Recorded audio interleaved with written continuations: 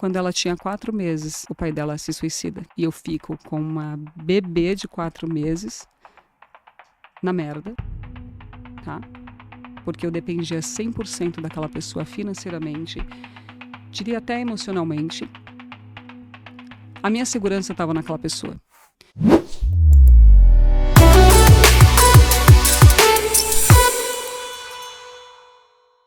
De uma história familiar muito ruim, uma base muito ruim, e o que não determina que alguém não possa ser. Fala mais um pouquinho mais perto aqui. E o que determina que alguém não possa ser. Porque muitas vezes as pessoas ficam nesse lugar, né? Ai, nossa, mas a minha família, porque meu pai, porque minha mãe... Mentira, você pode construir a sua história. E eu, desde muito cedo, falei, eu quero ter uma família.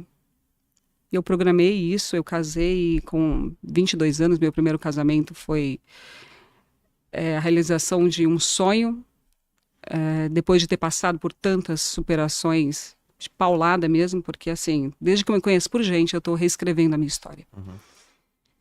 E casei, uma vida tranquila, contos de fadas, e eu sempre convido as pessoas a olharem para esse lugar de, você já se imaginou na sua vida com alguém que você gosta muito? Você, por exemplo, você já se imaginou sem a Lalas? Não, né? Eu também vivi isso. Eu falei, meu Deus, como é que eu consigo seguir se um dia eu não estivesse com aquela pessoa? Meu primeiro casamento. E uma vida toda estruturada, tudo desenhado, tudo escrito.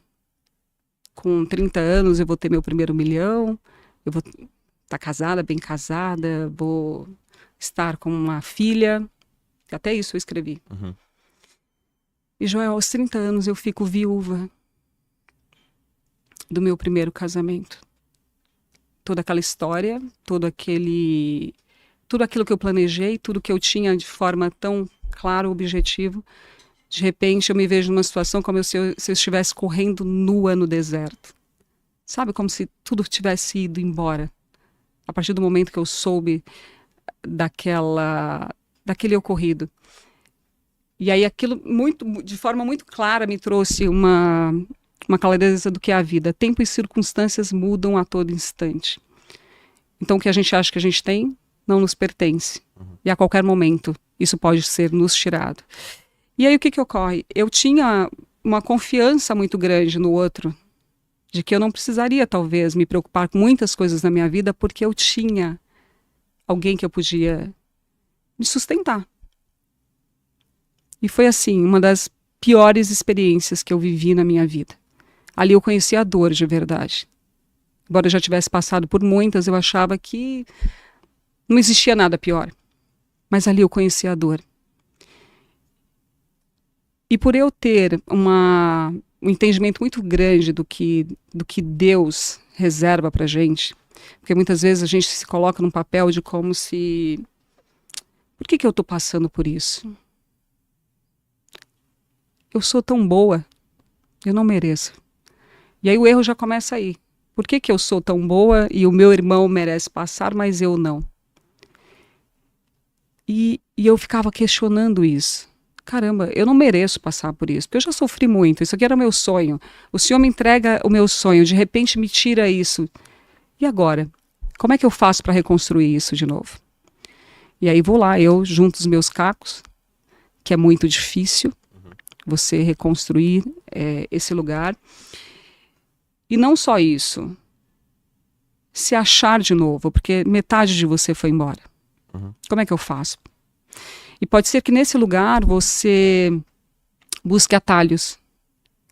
E o atalho ele tem um preço alto, porque você tem que carregar a tua cruz até o final. Bem, eu lembrei do meu sonho. Eu falei, meu sonho é ter uma família. Eu preciso voltar para esse lugar. Eu tenho planos, eu estou viva. Eu não quero que as pessoas me vejam com esse olhar de, olha lá que coitada, esse é o pior lugar que alguém pode estar. E eu não queria. E aí eu caso de novo. Quanto tempo depois? Joel, foi muito rápido. Foi muito rápido. Assim, olha, eu me envolvi com essa pessoa, eu acredito que uns 6 meses depois. Eu frequentava a igreja e ele passou a me ajudar com o que eu precisava. E sabe quando você se sente de novo acolhida? Em 6 meses tudo aconteceu. 6 meses. 6 meses. O que eu chamo? O que isso significa para mim? Atalho. Eu não estava preparada para viver aquilo. Tá? Não estava preparada. E aí o que ocorreu? Casei. Tive a minha filha no ano que eu falei que eu ia ser mãe, em 2012. Quando ela tinha 4 meses, o pai dela se suicida. E eu fico com uma bebê de 4 meses na merda, tá? Porque eu dependia 100% daquela pessoa financeiramente, diria até emocionalmente. A minha segurança estava naquela pessoa.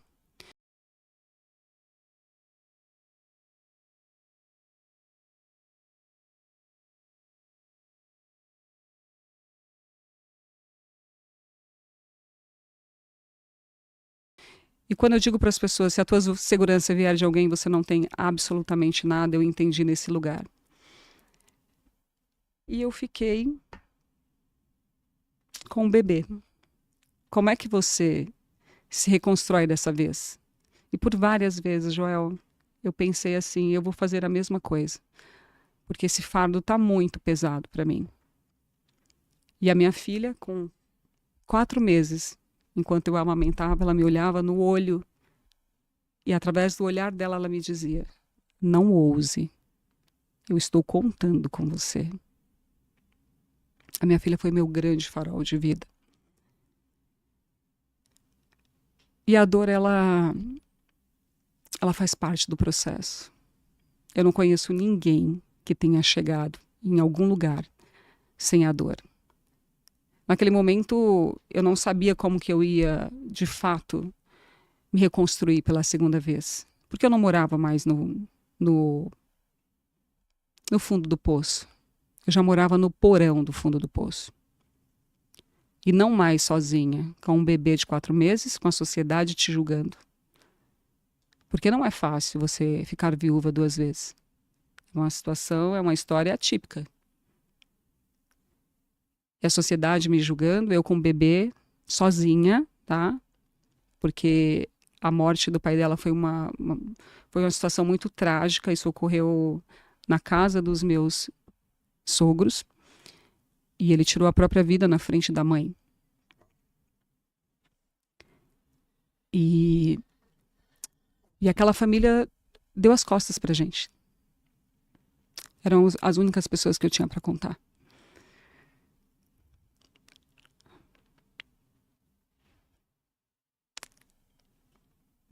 Calma.